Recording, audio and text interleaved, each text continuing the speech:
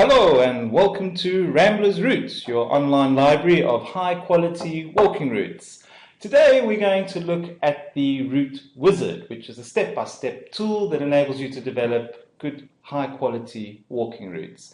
Before we kick off, let's have a quick look at what's in front of you. We've got the box over here where you'll put in your route name, which we'll come back to do shortly. You've got here where you'll search for the start point of your route.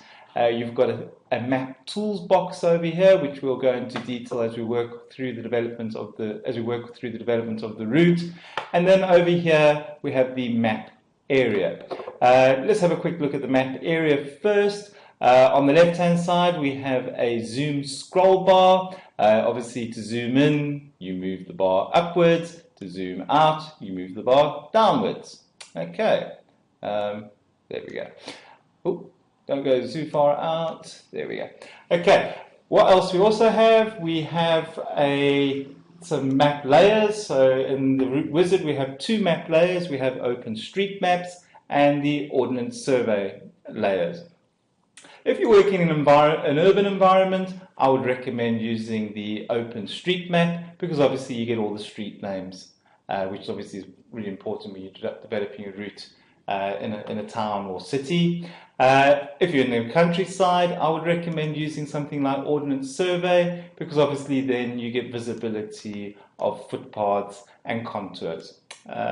Okay, great. So I think let's start developing a route. First thing to do, let's look for the search start place of your route. So we're going to go to Windsor, quick search, and here we are, we're in Windsor. Okay, I am going to develop a route which goes from the Eton Dorney rowing lake along the River Thames through to the train station in Windsor. Okay, first thing we need to do before we do anything else is to give our route a name. You can be as descriptive as you wish in your route name, but I'd recommend at least giving the reader an indication of where the route is located. So I'm just going to say Eton Dorney to Windsor. Okay. I'm now going to start drawing my route. Within my map tools box over here, I'm going to click on the draw route. In fact, before I carry on, we've got two little buttons over here. This one over here is for panning your route around, your map around. This one is for zoom. But to be honest with you, I never actually use this button. I tend to just use the scroll bar, which is much easier to zoom in and out. Okay, anyway, let's kick off with drawing the route. Over here we've got all our buttons. Left-hand button is the draw route. Click on that, go to your start point. I'm going to start my route right here. Left click, boom, and just move along. Click, move your mouse along, click, click, all the way along following the route. Now if you go a little bit off track in developing your route, don't stress because you can always come back and make changes to it. Very simple process. Under the Brunel Bridge, along here, great views from here across the castle by the way, if you ever tend to go for a walk along this way, across the bridge, over, along the main road, up to the station, double click. Okay, when you double click, you'll get this pop-up that shows, that gives you four options to choose from. My route goes from Eton Dorney to Windsor Station and ends there. It's called a point-to-point. If you were going to go to Eton Dorney to Windsor and back again, then it would be an out-to-back. Obviously, it's not a loop route and it's not a lollipop route, so we keep it on the option that is given to us. Point-to-point. Okay. Next thing you want to do is you want to look if your route needs to have any alternative routes added to it. An alternative route is useful if there's a particular section of your route which may not be suitable to certain users due to their age or disabilities, or during certain times of the year it becomes impassable and there's an option that they could possibly look at. I know this particular area very well, and I would recommend, if you're someone in a wheelchair, I would recommend, especially during the wet times of the year, to rather go along this section over here which has tarmac, as opposed to this one which is a gravel path and can get sometimes flooded, especially now since the recent floods we've had.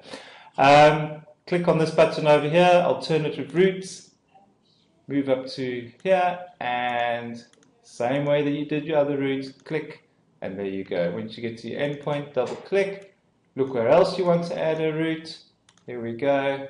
I'm going to add another one over here because I know there's a section of steps in the other route which could make it difficult for people with disabilities to follow. The other thing is maybe you want to make some changes to your route. So you've taken the route and you think, it'd be quite nice if actually this route had followed along here and I hadn't taken a shortcut. Easy to rectify. Simply click on the Move Route Point button over here. Click. Pick on a point and drag it. Now, we would need to add in a few more points to drag it around over here. Easy enough. Plus button. Add a couple more. Click. Go back to the Remove button. Very simple. Drag it onto the path. There, simple as anything. Okay, let's put on a waypoint. So your first waypoint is always going to be at the start of your route. So click on your flag, which is your Add Waypoint button, and to the start of your route, and whoops, there we go. Double click, and add on your route description. Now what I tend to do is I don't tend to write my route description straight onto here. The risk of writing straight into here is if your internet went offline or if the website for any reason decided to go down, you would lose all your work. What I tend to do is I tend to write my route descriptions on a separate Word package. So I've always got it on at hand. In this case I've used Word. So first thing I do is pick out the route description for waypoint 1. Here we go. You don't need to take the number because the numbers will be automatically added to the route description.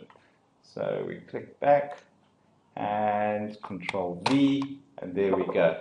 Information, if you've got any additional information which you think would be quite handy and add value to to your route description, please feel free to drop it over here.